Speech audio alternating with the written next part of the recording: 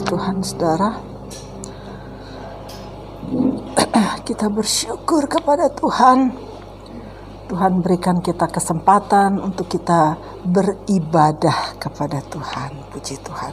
Kesempatan hari ini enggak sama dengan kesempatan besok. Sebab itu hargai kesempatan yang Tuhan berikan kepada kita untuk kita beribadah kepada Tuhan, memuliakan Tuhan, memuji Tuhan. Puji Tuhan, saudara. Firman Tuhan saat ini saya akan ambil dari Kejadian pasalnya yang ke-6. Kejadian pasalnya yang ke-6 ayat 8 dan 9. Kejadian 6 ayat 8 dan 9. Judulnya adalah Sahabat Allah. Saudara, sudah di slide sudah ada? Sudah. Saya minta tolong salah seorang saudara untuk bacakan Kejadian 6 ayat 8 sampai 9. Kejadian 6 ayat 8 sampai dengan 9. Ya.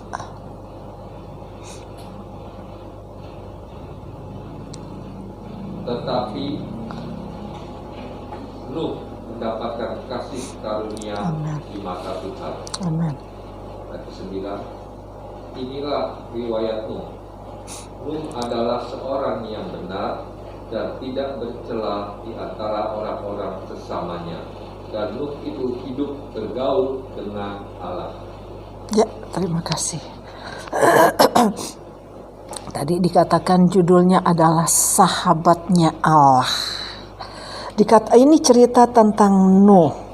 Cerita tentang Nuh ini kita dari sekolah minggu mungkin kita sudah tahu ceritanya. Tetapi ada pelajaran yang bisa kita ambil dari cerita ini, saudara. Dikatakan tadi di dalam ayat 8, Nuh mendapat kasih karunia di hadapan Allah. Nuh mendapat kasih karunia di hadapan Allah. Lalu ayat 9 disambung dengan ayat 9. Riwayatnya Nuh dikatakan di situ, Nuh hidup benar di hadapan Allah. Nuh bergaul dengan Allah. Nuh hidup tidak bercela di hadapan Tuhan. Saudara, orang-orang pada zaman Nuh sama dengan zaman saat ini, saudara.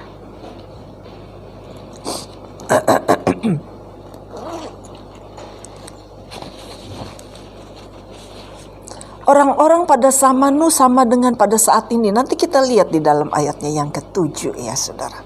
Dikatakan Nuh mendapat kasih karunia di hadapan Tuhan karena Nuh dia bergaul dengan Allah, saudara. Dikatakan di dalam firman Tuhan di dalam pasal yang lain dikatakan Nuh bergaul dengan Allah selama 300 tahun. Sedangkan umur Nuh sendiri pada waktu dia masuk ke dalam bahtera itu dia umur 665 tahun. Jadi kurang lebih setengah dari umurnya itu dia pakai untuk bergaul dengan Allah. Hasil daripada pergaulan Nuh dengan Allah itu menghasilkan Nuh menjadi seorang yang benar di hadapan Tuhan. Dan hasil daripada pergaulan dengan Allah itu menghasilkan Nuh hidup tidak bercela di hadapan Tuhan, saudara. Saudara, kalau kita bergaul dengan Allah, itu akan berpengaruh di dalam kehidupan kita. Amin. Itu kepergaulan kita dengan Allah itu mempunyai pengaruh yang besar di dalam kehidupan kita. Begitu juga di dalam kehidupan Nuh. Nuh bergaul dengan Allah selama 300 tahun. Angka 300 berbicara dari hal angka kesetiaan. Dengan setia Nuh bergaul dengan Allah, saudara, sehingga ada perubahan di dalam kehidupannya. Pergaulannya dengan Allah itu menghasilkan dia menjadi seorang yang hidup benar di hadapan Allah. Pergaulannya Nuh dengan Allah itu menghasilkan dia menjadi manusia, menjadi seorang yang hidup tidak bercelah di hadapan Tuhan.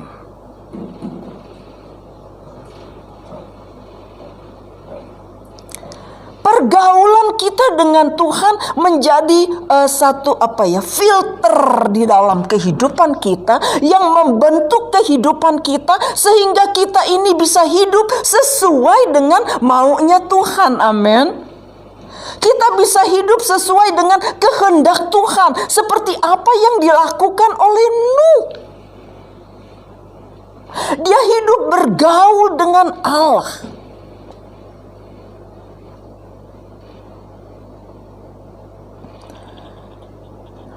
Kalau dikatakan Nuh bergaul dengan Allah 300 tahun, satu masa yang panjang. Nuh dapat mengenal baik siapa Allah yang dia layani.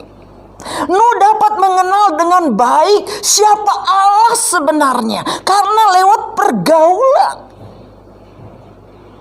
Dari hasil pergaulan itu, saudara,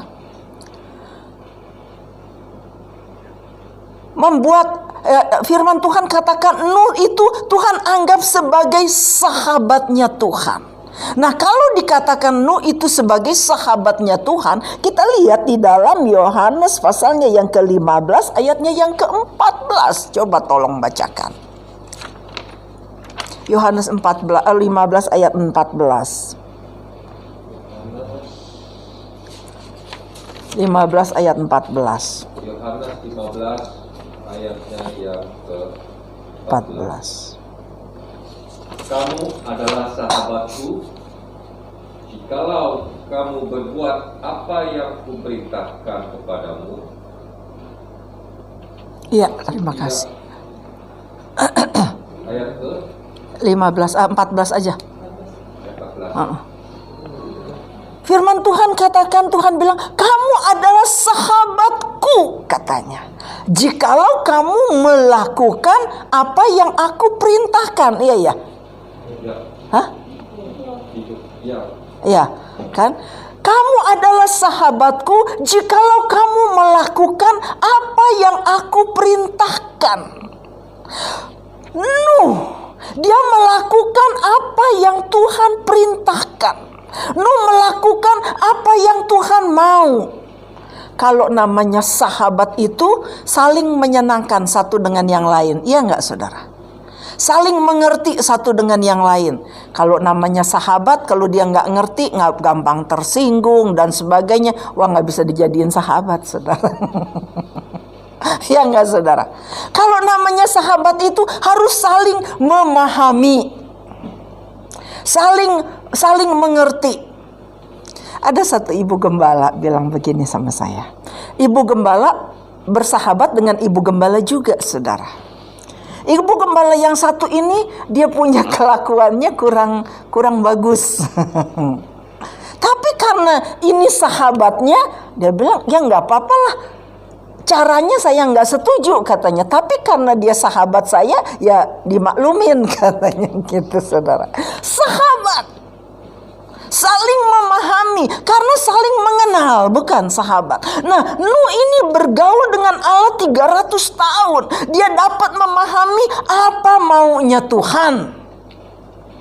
Dia dapat mengerti apa maunya Tuhan. Firman Allah katakan kalau kita mau dikatakan sebagai sahabatnya Tuhan, kita mau melakukan apa yang Tuhan perintahkan. Nuh sudah melakukan apa yang Tuhan perintahkan, saudara. Sebab itu dikatakan dia sebagai sahabatnya Tuhan. Nah, kalau sahabat biasanya suka apa, saudara? Kita lebih terbuka sama sahabat, bukan? Ya enggak? Daripada sama teman biasa. Kalau sama sahabat kita bisa saling apa yang namanya? curhat. Betul, saling curhat. Curahan isi hati. Mencurahkan isi hati, kita bisa berani kepada sahabat kita karena kita percaya dia itu bisa pegang rahasia kita, saudara. Kita bisa curhat. Nah, di sini saya ingin mengatakan bahwa Tuhan juga pernah curhat sama Nuh, saudara. Saudara lihat di dalam ayatnya yang ke-7, coba. Kejadian 6 ayatnya yang ke-7.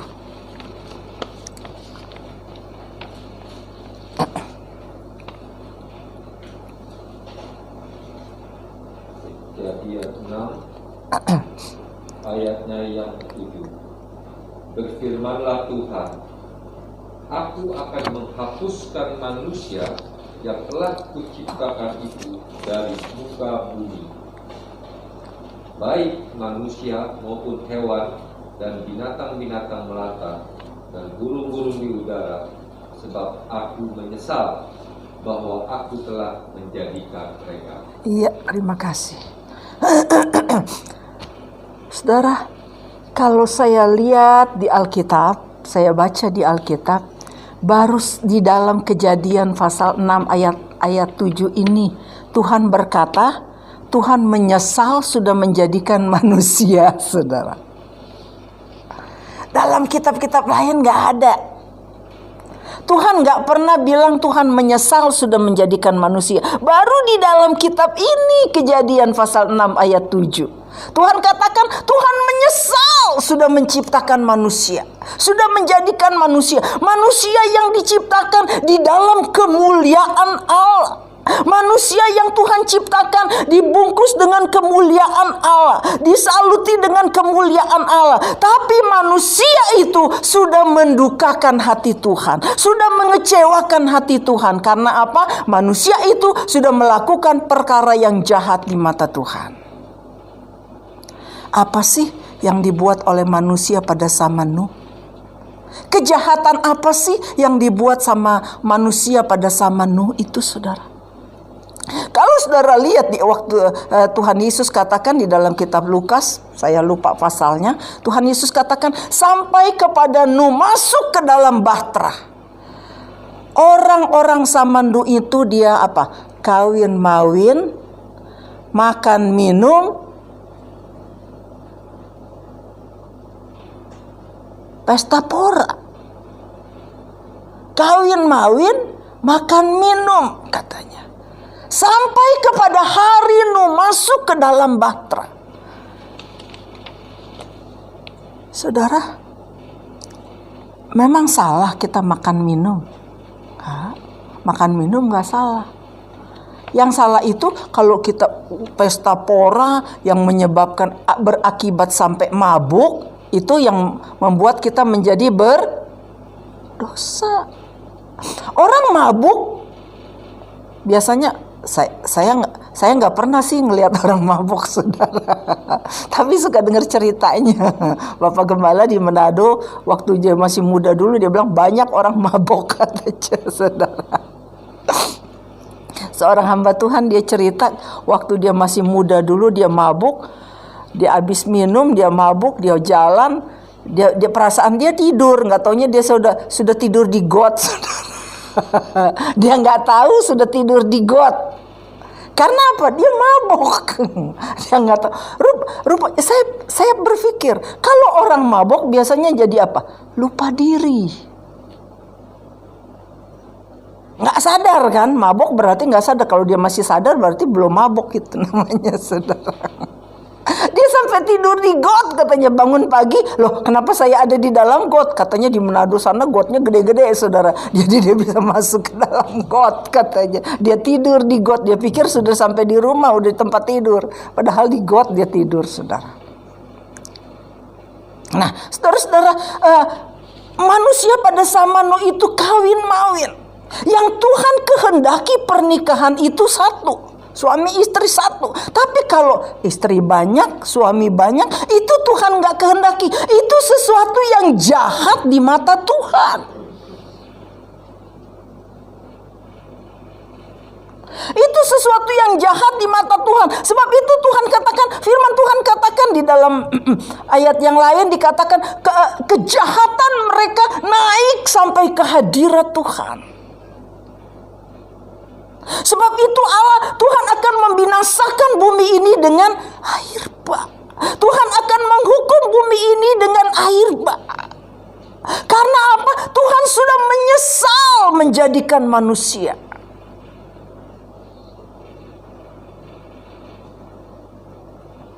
Manusia yang Tuhan ciptakan, yang rencana Tuhan supaya manusia ini bisa komunikasi dengan Tuhan, manusia ini bisa memuliakan Tuhan, tetapi manusia ini malah mendukakan hati Tuhan. Kejahatan mereka naik ke hadirat Tuhan, kata firman Tuhan. Nah, saudara-saudara, sebab itu Tuhan akan membinasakan bumi ini dengan air bah. Nah, sekarang itulah curhatnya Tuhan kepada Nuh. Tuhan menyampaikan rencananya akan membinasakan bumi ini dengan air bah. Yang lain enggak tahu, cuma Nuh yang tahu, saudara. Karena Nuh adalah sahabatnya Tuhan.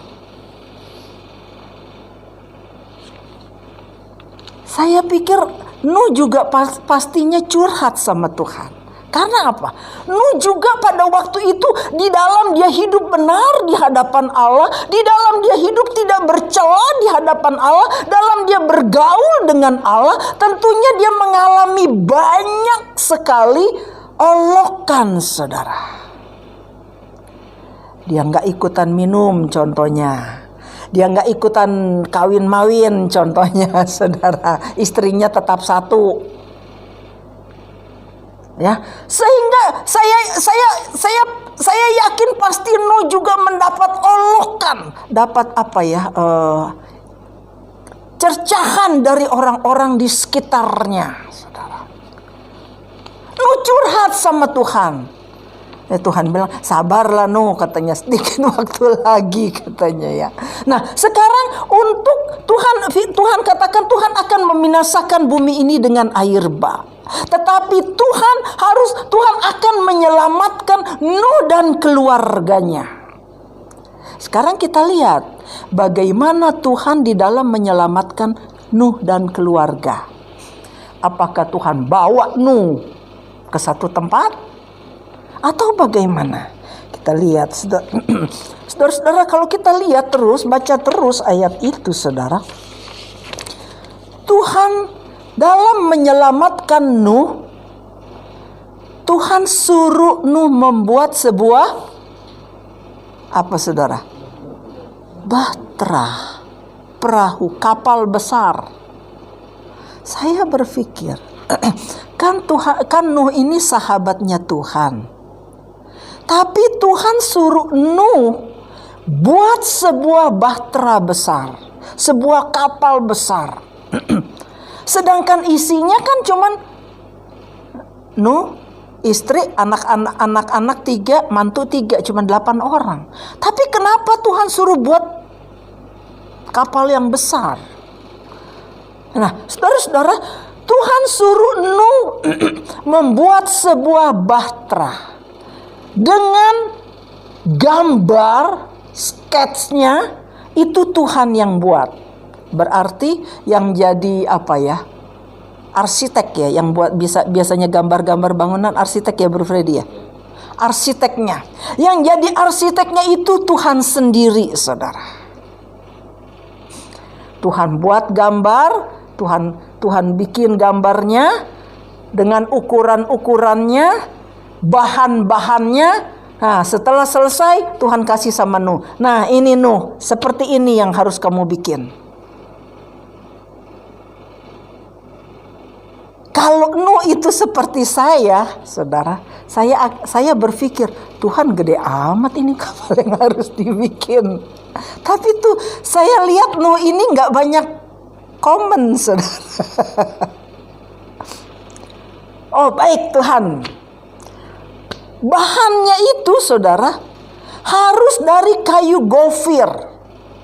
Kayu gofir itu kalau sekarang kayu apa ya? Yang tahan air, tahan panas. Mungkin kayak jati kali ya. Nggak tahu juga ada saya. Pokoknya kayu yang kualitasnya Pak terbaik. Nah, kayu kayu gofir ini adanya di hutan, saudara. Berarti Nuh harus pergi ke hutan untuk mengambil kayu gofir itu. Dia harus tebang pohon gofirnya. Disuruh membuat bahteranya juga di atas gunung. Kenapa harus membuat di atas gunung, bukan di daratan begini? Pada waktu airnya banjir, gunung sudah kekubur, baru kapalnya itu bisa terapung, saudara. Jadi Nuh disuruh membuat bahtera yang besar dengan ukuran, dikatakan di situ kalau saudara baca terus di dalam ayat pasalnya yang ke-6 itu, panjangnya 300 hasta. Ketemu lagi angka 300. 300 hasta tadi angka apa? Kesetiaan. Lebar daripada bahtera itu 50 hasta. Itu angka apa, saudara? Angka Pantekosta, pencurahan Roh Kudus. Lalu tinggi bahtera itu 30 hasta. 30 hasta ini bicara dari hal angka penyerahan. Jadi 3 hal ini dimiliki oleh Nuh.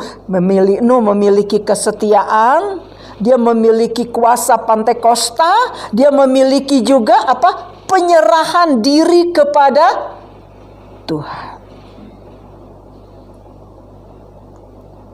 Karena Nuh memiliki penyerahan diri total kepada Tuhan, jadi apa yang Tuhan perintahkan semua itu dia lakukan. Firman Tuhan bilang, Nuh perbuat seperti apa yang firman Tuhan katakan. Walaupun dia harus mencari kayu gofir di hutan, lalu dia harus naik dari hutan, dia harus naik ke gunung untuk membuat bahtera itu. Dan Nuh bekerja membuat bahtera itu selama 120 tahun. Sekarang pertanyaannya, kenapa Nuh harus membuat bahtera sendiri? Kita lihat di dalam Filipi pasalnya yang kedua ayatnya yang ke-12. Filipi 2 ayatnya yang ke-12.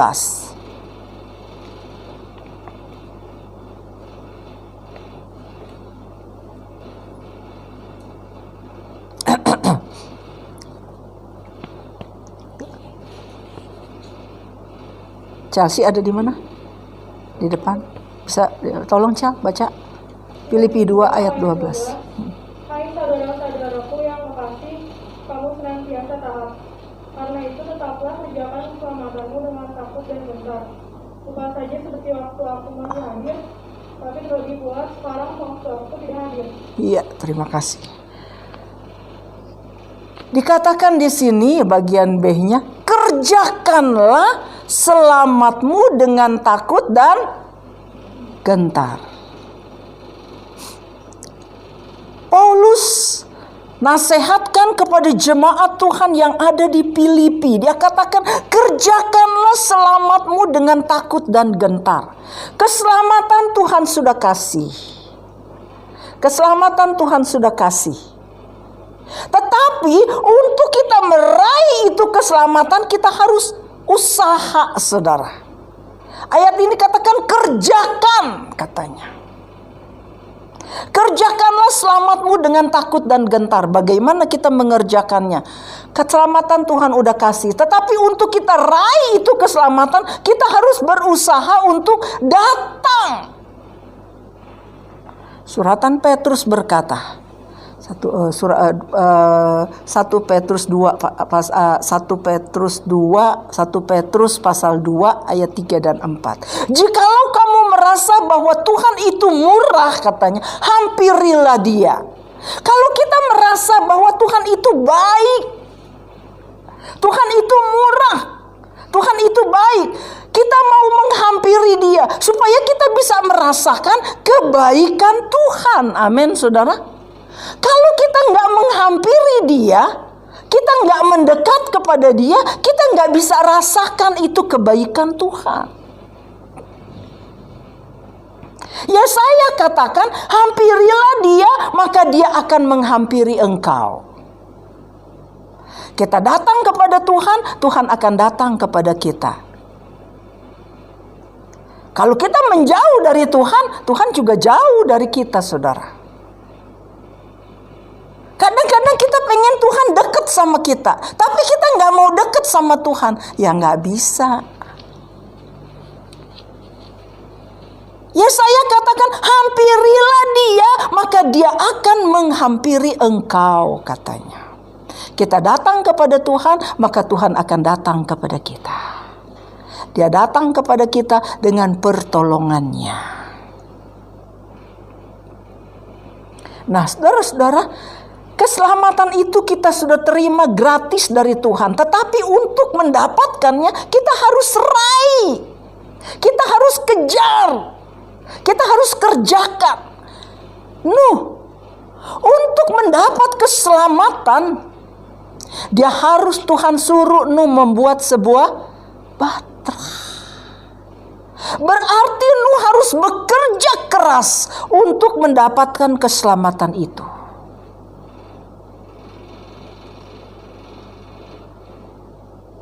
Membuat bahtera, dia harus naik dari hutan, dia harus tebang pohon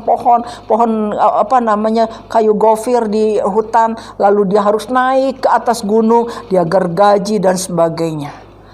Membuat bahtera yang besar. Waktu saya persiapan sama Rani bilang apa?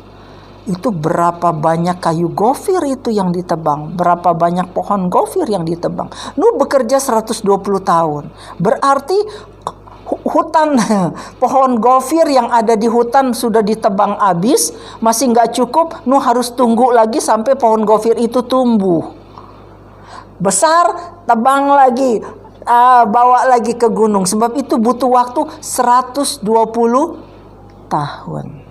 120 tahun itu, angka 120 itu berbicara dari hal angka kesudahan segala daging. Sambil dia membuat bahtera keselamatan, mengerjakan keselamatannya itu, dia sambil menginjil, saudara. Saya suka ikuti khotbah Pendeta Lomoindong di televisi setiap jam 1 malam sampai 1:30. Dia katakan penginjilan itu dalam bahasa Yunani, yang artinya adalah memberitakan kabar baik. Kita menginjil, kita memberitakan kabar baik. Kita beritakan kabar baik kepada orang. Terserah orang itu mau terima atau enggak. Yang penting kita udah sampaikan. Dia beritakan kabar baik kepada orang-orang yang ada pada zaman itu, supaya mereka bertobat dari kejahatannya. Tapi 120 tahun menginjil, 120 tahun memberitakan kabar baik. Kita lihat di sini nggak ada satupun yang bertobat. Kadang-kadang saya suka berpikir begini, kita udah bebusa. Khotbah udah bebusa, orang bilang, saudara. Tapi nggak ada yang bertobat, kadang-kadang gemes kan, saudara. Kita memberitakan Injil kepada mereka yang di luar, tapi nggak ada yang bertobat. Tapi saya menjadi penghiburan juga buat kami. Saya bilang, baru berapa tahun kita merintahkan Injil, jadi hamba Tuhan. 120 tahun. Satu masa yang panjang. Tapi gak ada yang bertobat tuh. Kata Pendeta Lomoindong bilang, Yang penting kita beritakan. Urusan orang itu bertobat atau enggak, itu urusannya Tuhan. Saya pikir iya juga ya. Kadang-kadang kita berpikir kita maunya kita gitu kan. Kita udah menginjil mau bertobat gitu. Kan Injil udah diberitakan, iya kan? Tapi orang pada nggak mau bertobat gitu. Akhirnya kata pendeta Lemoindong bilang, untuk urusan orang itu mau bertobat atau enggak itu urusannya Tuhan. Yang penting kita beritakan aja. Dia beritakan. 120 tahun dia melayani, saudara. Sampai dikatakan sampai hari Nuh masuk ke dalam bahtera, nggak ada yang bertobat, saudara. Baik besannya, saudara-saudaranya Nuh, saudara-saudara mantunya, nggak ada yang bertobat, saudara. Hanya mereka sekeluarga yang bertobat, yang selamat. Sebab itu saudara-saudara, setelah singkat cerita, setelah Nuh selesai membuat bahtera itu selama 120 tahun. Firman Tuhan katakan, saya lihat saudara di dalam firman Tuhan, setelah bahtera itu selesai dibangun oleh Nuh, binatang-binatang dari hutan, dari mana-mana, mereka sepasang-sepasang jalan naik ke gunung menuju ke pintu bahtera.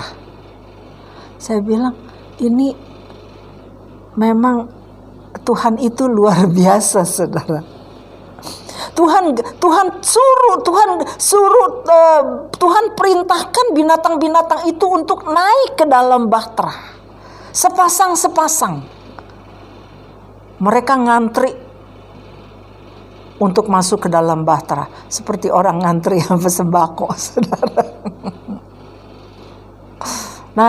Masuk ke dalam bahtera. Setelah binatang-binatang semua masuk, dikatakan oleh firman Tuhan, Tuhan bilang, Nuh, sekarang kamu, istrimu, anak-anak, mantu-mantu semua masuk ke dalam bahtera. Lalu mereka semua masuk. Nuh mau tutup pintu bahtera, Tuhan bilang, Nuh, yang membuat bahtera memang kamu, tapi yang nutup tangan Tuhan sendiri. Saya pikir, kenapa harus Tuhan yang tutup ya? Kenapa Tuhan gak percayakan Nuh untuk menutup pintu bahtera, saudara? Tetapi tangan Tuhan sendiri yang menutup itu pintu bahtera.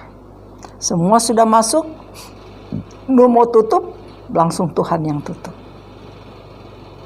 Saudara, kalau Tuhan sudah tutup, gak ada satu kekuatan pun yang sanggup membukanya. Tapi kalau Tuhan sudah buka, tidak ada satu kekuatan yang sanggup menutup. Mereka tutup di sini, Tuhan buka di sini. Ya bukan? Ya enggak, saudara. Ada yang mau menghambat pekerjaan Tuhan, ditutup di sini, buka di sini. Betul-betul. Di dalam Kejadian waktu Ishak menggali sumur, ditutup sama orang Filistin di sini, mereka buka di sana. Tetapi kalau Tuhan sudah tutup, tidak ada satu kekuatan pun yang sanggup membuka. Itu artinya apa, saudara? Kadangkala di dalam kehidupan ini, banyak orang suka bermain-main dengan panjang sabarnya Tuhan. Tuhan kan panjang sabar. Panjang sabarnya Tuhan itu gak ada batasnya. Siapa bilang? Panjang sabarnya Tuhan, memang panjang sabarnya Tuhan. Tapi ada ujungnya. Amin, saudara? Ada ujungnya, saudara. Jangan pikir gak ada ujungnya. Nih lihat. Kenapa harus tangan Tuhan sendiri yang tutup itu pintu bahtera? Tuhan gak izinkan Nuh yang tutup itu pintu bahtera. Kalau Nuh yang tutup itu pintu bahtera. Kalau misalkan adiknya Nuh ketok, Nuh bukain dong, kami hampir tenggelam nih, hampir anyut ke bawah air hujan. Dikatakan setelah itu mereka masuk semua, tangan Tuhan tutup itu pintu bahtera, lalu hujan selama 40 hari 40 malam. Bukan hujan rente-rente, hujan deras, hujan keras non-stop 40 hari 40 malam, sehingga bumi ini ketutup sama air. Angka 40 bicara angka ujian. Bumi ketutup sama air, gunung sampai ketutup sama air. Semua segala sesuatu yang ada di atas muka bumi ini binasa, saudara. Mati semua. Kalau tangan Nuh yang tutup itu pintu bahtera, bisa jadi orang keluarganya datang ketok-ketok minta dibukain pintu. Nuh kan belas kasihan kan, kasihan. Oh itu saudara saya, itu adik saya, itu kakak saya. Dia bukain pintu. Tapi Tuhan yang tutup, nggak ada ya. Nuh nggak bisa buka, saudara. Itu bicara apa? Pintu kemurahan Tuhan sudah tertutup. Panjang sabarnya Tuhan sudah habis. Sebab itu kita jangan suka bermain-main dengan kemurahan Tuhan. Kita nggak tahu batas kemurahan Tuhan itu buat kita itu sampai kapan, saudara. Kalau pintu kemurahan Tuhan sudah tertutup buat kita, nggak ada kesempatan kita mau bertobat. Tuhan, sekarang saya mau bertobat deh Tuhan. Nggak ada itu. Udah nggak ada kesempatan lagi untuk saudara bertobat. Selagi pintu kemurahan Tuhan masih terbuka bagi saudara dan saya, belajarlah untuk hidup benar di hadapan Tuhan. Amin. Selagi pintu kemurahan Allah masih terbuka bagi saudara dan saya, belajarlah untuk hidup tidak bercela di hadapan Tuhan. Belajarlah untuk bergaul dengan Allah, mengenal Allah kita yang sesungguhnya. Jangan tunggu besok lusa, jangan tunggu nanti. Suratan Ibrani berkata, hari inilah hari keselamatan itu, hari penebusan itu. Jangan tunggu besok, saudara.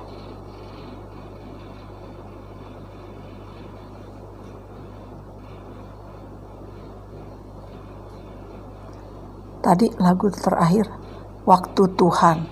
Hari inilah waktu Tuhan yang terbaik bagi saudara dan saya. Jangan coba-coba kita bermain-main dengan kemurahan Tuhan. Bermain-main dengan anugerah Tuhan. Jangan berpikir, saya masih muda, waktu saya masih panjang. Kehidupan kita ada yang masih muda Tuhan panggil, ada yang udah tua Tuhan panggil, ya nggak saudara? Kapan aja Tuhan mau panggil. Kita nggak bisa bilang, saat Tuhan mau panggil, oh Tuhan jangan dulu Tuhan, saya masih pengen hidup. Nggak seperti itu, saudara.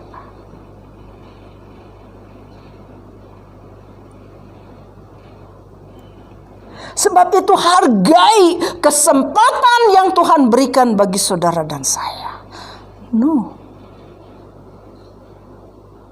Walaupun dia mengalami olokan, walaupun dia mengalami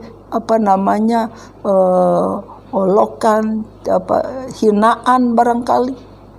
Sebab dikatakan dia nggak ada hujan, nggak ada panas, katanya dia membuat kapal di atas gunung. Orang-orang pada bilang, oh no, udah gila, dia buat kapal di atas gunung. Berarti kan diolok-olok, saudara, dihina. Tapi Nuh tetap diam. Sampai pada waktunya Tuhan memberikan penghiburan buat dia, keselamatan yang Tuhan berikan buat dia. Sementara di dunia ini dikuasai air. Dikatakan dalam firman Tuhan, kalau di dalam Kejadian pasal 7 ayat yang terakhir dikatakan banjir di atas muka bumi ini selama 5 bulan. 150 hari berarti 5 bulan, bukan? Air tergenang di atas muka bumi ini selama 150 hari. 5 bulan. Bicara 5 bulan, saya ingat di dalam kitab Wahyu juga ada kata 5 bulan. Wahyu 9 ayatnya yang kelima.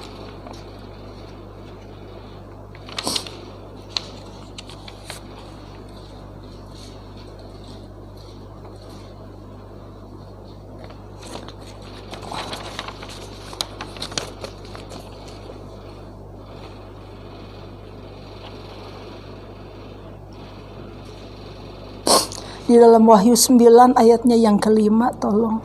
Chelsea deh yang dekat. Wahyu 9 ayat 5. Dan mereka diperkenankan bukan untuk membunuh manusia, melainkan hanya untuk menyiksa mereka 5 bulan lamanya. Dan siksaan itu seperti siksaan kalajengking apabila ia menyengat manusia. Iya, terima kasih. 5 bulan. Buat mereka yang tidak sungguh-sungguh ikut Tuhan, buat mereka yang tidak percaya kepada Tuhan, dikatakan mereka akan mengalami penyiksaan. Selama berapa? 5 bulan. Selama 5 bulan. Mereka minta mati. Kalau saudara baca di dalam ayat di atas sebelumnya, dikatakan mereka minta mati, mereka minta supaya gunung timpah mereka. Tapi mereka nggak bisa mati, saudara. Mereka akan mengalami penyiksaan selama 5 bulan. Sakitnya itu seperti disengat kalajengking katanya. Saya nggak pernah disengat kalajengking. Kata orang bilang disengat kalajengking itu kalajengking itu meriang katanya, sakit katanya, mengerikan. Kalajengking kan punya racun kan, dia suntikin racunnya ke dalam tubuh kita, itu yang membuat kita jadi meriang, ada yang sampai tabiru-biru katanya. Karena racun si kalajengking itu. Nah, dikatakan mereka tidak dipercayakan untuk membunuh, tetapi hanya menyiksa. Saudara bisa bayangkan penyiksaan yang akan dialami bagi mereka yang tidak sungguh-sungguh ikut Tuhan. Tapi buat kita yang sungguh-sungguh ikut Tuhan, yang setia kepada Tuhan, yang taat, yang melakukan kebenaran firman Tuhan. Firman Tuhan katakan kita ditaruh di tempat yang aman. Amin, saudara. Tuhan singkirkan kita. Terjemahan lama berkata, Tuhan singkirkan kita ke padang belantara, padang gurun yang Tuhan sediakan sampai hari ini. Padang gurun itu belum ada yang tahu adanya di mana. Nanti pada waktu kita disingkirkan baru kita tahu, oh adanya di sini toh. Itu tempat yang Tuhan rahasiakan. Karena apa? Dikatakan itu tempat dirahasiakan sama Tuhan jauh daripada mata ular. Wahyu pasal 12 bilang. Jadi satu tempat yang Tuhan sediakan, satu tempat yang aman. Saudara ingat? Waktu saya khotbah tentang Elia, saat di Israel semua dilanda bala kelaparan, tapi Tuhan suruh Elia pergi ke tepi sungai Kerit. Di sana Tuhan sediakan tempat buat Elia di tepi sungai Kerit. Elia minum air sungai Kerit. Setiap pagi dan petang Tuhan kirim burung gagak bawa roti dan isi daging, saudara. Tuhan pelihara di sana.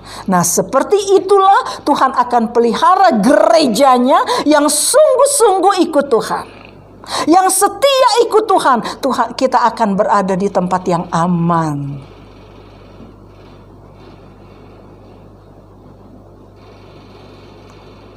Kita tidak akan mengalami penyiksaan seperti yang di Wahyu pasal 5 Wahyu 9 ayat 5 ini. Sebab itu Saya mau katakan kepada saudara-saudara, kita yang ada saat ini, biarlah kita mau tetap tinggal setia di dalam Tuhan. Amin, saudara. Kesetiaan kita di dalam Tuhan, Tuhan lihat, Tuhan hargai, saudara. Bukan cuma Tuhan lihat, tapi Tuhan hargai kesetiaan kita.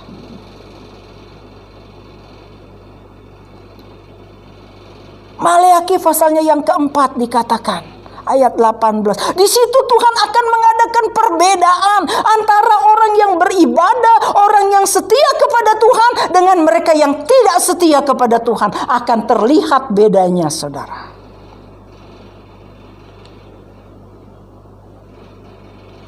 Pemeliharaan Tuhan nyata bagi orang yang setia kepada Tuhan. Puji Tuhan. Tuhan kalau janji dia nggak pernah bohong, saudara. Kalau manusia janji bisa jadi lupa. Tapi Tuhan nggak pernah lupa sama janjinya, amin. Sehingga terciptalah lagu, dia tak pernah lalai karena dia Allah, katanya. Tuhan nggak pernah lalai, dia tetap berpegang kepada janjinya. Karena Tuhan itu setia kepada janjinya, kita juga belajar untuk setia kepada Tuhan. Amin. Nuh, Tuhan hargai kesetiaannya, penyerahannya, ketaatannya kepada Allah. Tuhan hargai, sebab itu dia boleh diselamatkan oleh Tuhan. Di dalam pembuatan bahtera, Nuh harus pergi ke hutan, dia harus angkat itu kayu gofir ke atas. Tuhan beri dia kekuatan, Tuhan beri dia kemampuan untuk mengerjakan apa yang Tuhan percayakan kepadanya. Nuh bisa mengerjakan itu bukan karena kekuatan Nuh, tetapi kekuatan daripada Allah, kemampuan daripada Allah. Kalau Tuhan suruh kita kerjakan, kalau Tuhan suruh kita setia kepada Tuhan, Tuhan beri kita kemampuan untuk kita tetap tinggal setia kepada Tuhan. Asal dari hati kita, kita punya kerinduan untuk setia kepada Tuhan. Tuhan topang kita, amin. Kerinduan kita Tuhan topang, saudara. Tuhan tahu kita lemah. Hati berkehendak tapi tubuh lemah, kata Tuhan bilang. Tuhan tahu kita lemah, sebab itu Tuhan topang. Yang penting hati kita ada kerinduan untuk setia kepada Tuhan. Apapun yang terjadi di dalam kehidupan ini, asal kita tetap setia kepada Tuhan. Tadi pembawa acara bilang, biarlah COVID tidak membuat kita jauh dari Tuhan, tapi COVID membuat kita semakin dekat sama Tuhan. Amin. Semakin kita berserah kepada Tuhan, semakin kita sungguh-sungguh ikut Tuhan, saudara. Mau apa lagi? Hanya Tuhan yang menjadi andalan di dalam kehidupan kita. Tuhan tolong kepada kita semua. Tuhan memberkati. Sama-sama kita bangkit berdiri. Bapa di dalam surga, Bapa yang kami panggil di dalam nama Tuhan Yesus Juru Selamat kami bersyukur, kami berterima kasih kepadamu Tuhan. Tuhan sudah memimpin sepanjang ibadah kami, dari awal pertengahan sampai kepada tamatnya. Kami boleh merasakan campur tangan Tuhan, pertolongan Tuhan di dalam ibadah kami. Engkau sudah memberkati di dalam ibadah kami, baik lewat pujian, penyembahan yang sudah kami naikkan ke hadirat-Mu, terlebih lewat kebenaran firman-Mu. Engkau meteraikan setiap firman-Mu Tuhan di dalam kehidupan kami, supaya kami boleh semakin hari, kami boleh semakin setia di dalam Engkau, bertumbuh di dalam Engkau, kuat di dalam Engkau Tuhan. Engkau memberkati Tuhan Yesus, berkati apa yang sudah dibuat oleh sidang jemaat Tuhan, Tuhan Yesus panjang hari ini Tuhan. Tuhan Yesus berkati semua yang yang sudah melayani Tuhan Yesus pada pagi hari ini, baik yang sudah memimpin pujian, pemusik, pelayanan LCD, penyemprotan semua, ya hamba-Mu Tuhan Yesus yang menyampaikan kebenaran firman-Mu, yang berdoa, semua yang terlibat di dalam pelayanan, Tuhan Engkau berkati Tuhan Yesus, rumah-rumah tangga kami Tuhan berkati, usaha pekerjaan yang dihadapi sidang jemaat-Mu, Tuhan yang tolong, Tuhan yang campur tangan, Tuhan yang memberkati, bahkan persembahan sidang jemaat-Mu Tuhan, balas dengan berkat-Mu melimpah, sebagaimana janji firman-Mu Tuhan, Engkau memberkati Tuhan. Sebentar kami akan berpisah satu dengan yang lain, kami akan pulang ke rumah kami masing-masing, Tuhan beserta kami dalam perjalanan, tutup bungkus kami dengan kuasa-Mu Tuhan, kami boleh tiba di rumah masing-masing dengan selamat daripada Tuhan. Kembalikan kami pada minggu depan untuk kami sama-sama beribadah kepadamu, memuliakan nama-Mu Tuhan. Engkau berkati sepanjang minggu ini, kami serahkan seluruh kehidupan kami ke dalam tangan-Mu, baik di dalam kami berkegiatan, di dalam kami bekerja, dalam kami melakukan perjalanan. Engkau sertai kami, Engkau jaga lindungi kami, tutup bungkus kami dengan kuasa darah-Mu Tuhan. Kami ada di dalam perlindungan daripada Tuhan, kami ada di dalam Tuhan Yesus berkat daripada Tuhan, kekuatan yang daripada Tuhan senantiasa melingkupi kami Tuhan Yesus. Jauhkan kami dari mara bahaya rencana orang jahat. Sepanjang minggu ini kami serahkan seluruh hidup kami ke dalam tangan-Mu. Kami percaya berkat Tuhan menjadi bahagian di dalam kehidupan kami. Terima kasih Tuhan Yesus, terima kasih. Terima kasih Tuhan, terpujilah nama-Mu Tuhan, terima kasih. Saudara-saudara, marilah kita pulang dengan membawa berkat daripada Allah Bapa, kasih sayang dan kecintaan daripada Tuhan kita Yesus Kristus, persekutuan, perlindungan, penghiburan daripada Roh Kudus menyertai kita mulai saat ini sampai Maranatha. Tuhan Yesus datang kedua kali menjemput kita semua. Kita yang sudah diberkati Tuhan, kita sama mau berseru haleluya, haleluya, haleluya.